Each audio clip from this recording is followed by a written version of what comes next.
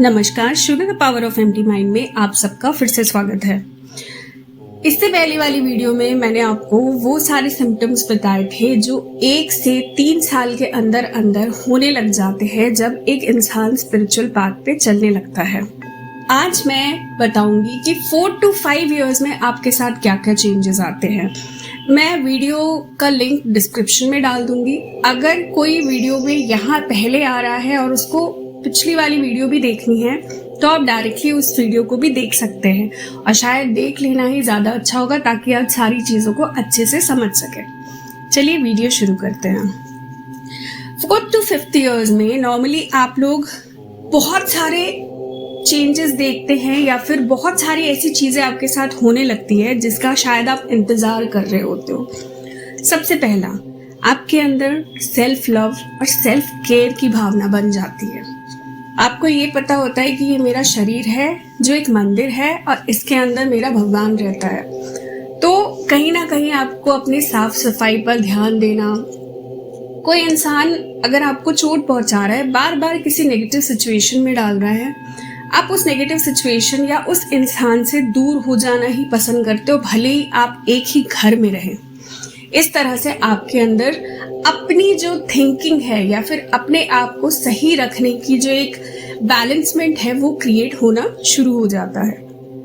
दूसरा, नकारात्मक एनर्जीज को समझने लगना। हमारे घरों में चाहे हम कितनी भी कोशिश कर ले, हल्की फुल्की एनर्जी जो कि नेगेटिव होती है वो रहती ही है। कई बार साफ सफाई ना होने की वजह से लगती है या फिर कुछ और भी रीजंस हो सकते हैं, बट इस स्टेज पर आने के बाद आपको वो एनर्जी समझ में आने लगती है। आपके अंदर से ही वो चीज़ आपको महसूस होने लग जाती है कि नहीं, मेरे घर के इस पार्ट में ना थोड़ी सी नेगेटिव एनर्जी है या हो सकती है। तो आप उस चीज़ को हटाने या फिर दूर भगाने की कोशिश में भी लग जाते हो। तीसरा, चौथे साल तक आप कोई ना कोई डिमांड के साथ अपने इष्ट के साथ जुड़ते हो। अब वो डिमांड कैसी भी हो सकती है, मोक्ष प्राप्ति की हो सकती है या फिर जिंदगी में कुछ करने की हो सकती है या फिर अपने भगवान के दर्शन की हो सकती है। बट चौथे और 5वें साल तक आते आते ना आप इतना पिस चुके होते हो कि अब आप ना बिल्कुल सब कुछ उसी पर छोड़ देते हो कि भैया आपको जब जो सही लगेगा तब आप मेरे साथ वो करिएगा। मैं अब इस चीज को लेकर या फिर इस चीज को सोच सोच कर खुद को परेशान नहीं कर सकता। चौथी चीज, सपने याद रहना। आपको सपने जो भी आते हैं उसका मीनिंग ढूंढने के लिए आपको इधर उधर भटकना नहीं पड़ता, क्योंकि इस समय तक आते आते नॉर्मली एक इंसान का माइंड, बॉडी और सोल जो है वो अलाइन हो जाता है। जहाँ ये चीज़ें एक साथ काम करने लग जाती है, आपको कोई भी अनदेखी चीज़ को समझने में ज़्यादा समय नहीं लगता है। 5वां पॉइंट, दर्शन होना। जिस भी भगवान को आप मानते हो या फिर जिस भी भगवान के आप पूजा पाठ करते हो, धीरे धीरे उनके दर्शन होने शुरू हो जाते हैं। हो सकता है एकदम से आपको पूरी उनका जो बोलते हैं ना ऑरा के साथ आपको दर्शन हो ना हो, पर कभी पैर से, कभी उनकी मुस्कुराहट, कभी उनकी साज सज्जा, इस तरह के दर्शन आपको धीरे धीरे होने शुरू हो जाते हैं। 6वां पॉइंट, आपका इंट्यूशन बहुत स्ट्रांग हो जाता है। यहाँ तक पहुँचते पहुँचते क्योंकि आप अपने सोल के हर एक पोजीशन को समझने लग जाते हो, इस वजह से आपको अपनी इंट्यूशन पे भी पूरा पूरा ध्यान जाना शुरू हो जाता है। 7वां पॉइंट, पूजा पाठ, मंत्र जाप या स्पिरिचुअल कोई भी प्रैक्टिस जो आप कर रहे हो, आप उसके आदी हो जाते हो। अब आपको समय निकालने की ज़रूरत नहीं पड़ती कि हाँ मेरे को ये काम करना है, ये काम कंप्लीट करना है। ये आपके दिनचर्या का एक बहुत इम्पॉर्टेंट हिस्सा बन जाता है। 8वां पॉइंट, रोनते खड़े होना, वाइब्रेशंस आना। जब आप मंत्र जाप कर रहे हो या फिर अपने इष्ट या भगवान से रिलेटेड कोई वीडियोस देख रहे हो, तो आपकी बॉडी में एक अलग तरह की वाइब्रेशंस आना भी इसी टाइम पे शुरू होती है। 9वां पॉइंट, नींद कम आना।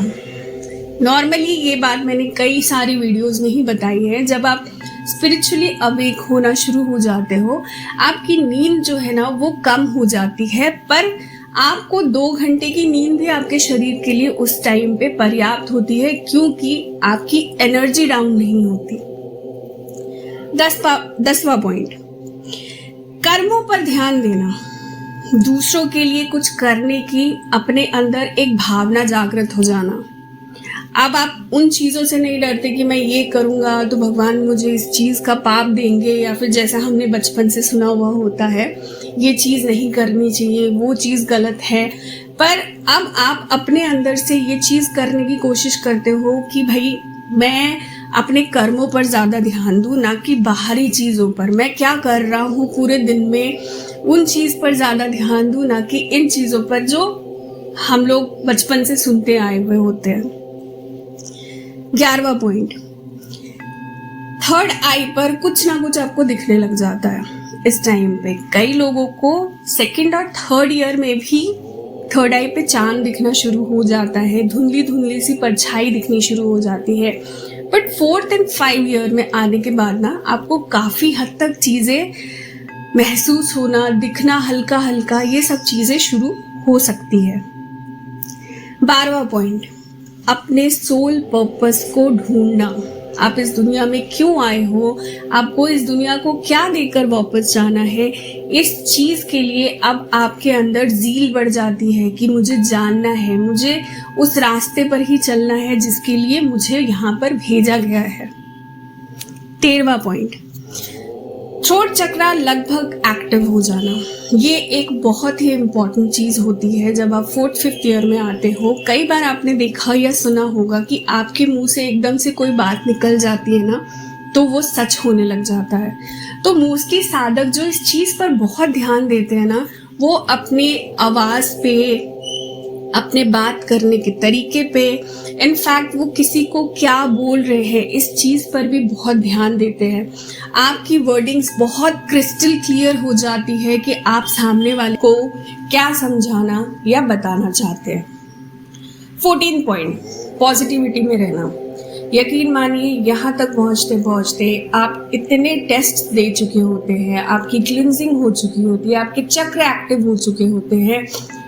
इतना ज़्यादा सफ़र करने के बाद आप ना सब कुछ उस पर छोड़ देते हैं जिनकी आप पूजा पाठ या जाप या मेडिटेशन वगैरह जिस भी स्तर पर कर रहे हैं। यहाँ तक आते आते नॉर्मली आपके अंदर की हर एक नेगेटिविटी, इवन नेगेटिव थॉट्स तक ख़त्म हो जाते हैं। 15 पॉइंट, वाइब्रेशन की अच्छी पकड़ होना। जाप करते हुए या मेडिटेशन करते हुए उसको कौन से साइड में वाइब्रेशन हो रही है, किसी मंदिर में जाकर उसको कैसी वाइब्रेशन हो रही है, किसी के घर में जाकर उसको कौन सी वाइब्रेशन हो रही है, किसी इंसान से बात करते हुए उसको कैसा महसूस हो रहा है, ये सारी चीज़ें यहाँ तक पहुँचते पहुँचते एक इंसान समझने की कोशिश करने लगता है और कहीं ना कहीं उसको इस चीज़ की पकड़ भी होने लगती है। इसीलिए जहाँ पे उसको नेगेटिविटी दिखती है या नेगेटिव वाइब्रेशंस आने की बात होती है, वो वहाँ से अपने आप को अब काटने लग जाता है। 16th और आखिरी पॉइंट, दर्द का रहना। आपकी बॉडी में कहीं ना कहीं दर्द ज़रूर बना रहता है, एक भारीपन रहता है, आपके एंकल्स में दर्द रहता है, कमर में दर्द होता है, थ्रोट में दर्द हो सकता है, आपके क्राउन चक्र पे दर्द हो सकता है। ये सारे पेन आपको झेलने ही पड़ते हैं। आशा करती हूँ मेरी इस वीडियो से आज आपने नया कुछ ज़रूर सीखा होगा। चैनल को लाइक और सब्सक्राइब करना ना भूलें, फैमिली को बढ़ाते रहिए। Thank you so very much.